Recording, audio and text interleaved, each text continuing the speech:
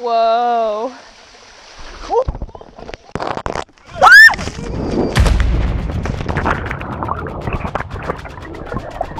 I decided to go up to the top of the waterfall and look over the edge of the waterfall. So there's this little trickle of water that was kind of in the shadows. So that's what caused me to slip. After I slipped, I remember thinking, I'm going to turn around and I'm going to grab onto this little ridge and then everything's going to be fine. The water at the bottom was probably only like knee high, and it was basically just a free fall until I hit the rocks at the bottom.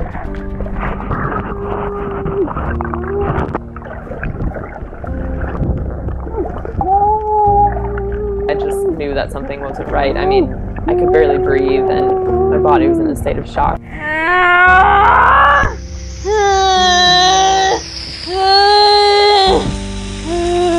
The last thing that I thought before hitting the rocks at the bottom was, you need to land on your left side so you don't mess up your hitting shoulder, because I'm right-handed for volleyball. I never doubted that I was going to survive. I think my only doubts were if I would be able to play at the same level that I was at. I couldn't walk out with the state that I was in, and my friends couldn't carry me because it was too treacherous. There was a hiker who just so happened to be passing by who was best friends with the air evacuation crew, and so he texted them our exact location so that they could get there quicker and come rescue me. Once the helicopter got there, they put me on a stretcher that was attached to a rope hanging from the helicopter, and I thought they were going to take me up in the helicopter, but they didn't. I was just hanging from a rope from a helicopter for the duration of the helicopter ride. So that was really scary at first, because I remember getting lifted up and there's like tree branches hitting me in the face.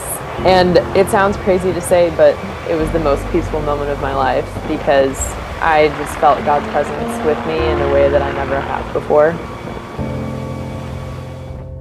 I had a collapsed lung, 10 broken ribs, a fractured scapula, which is a fractured shoulder blade, and then a couple other scrapes to go along with it. And I distinctly remember him saying that it would be 6 months to a year before I could play again, if I could ever play again.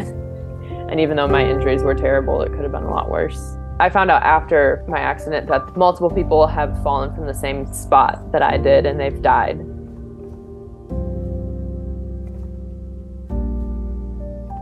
It was almost like another challenge for me to try to come back from this. I could have been paralyzed for life, but I'm not. I'm playing again and I'm at 100%. I knew that God saved my life for a reason and had some type of purpose for me, because there's no way that you can deny the hand of God in it.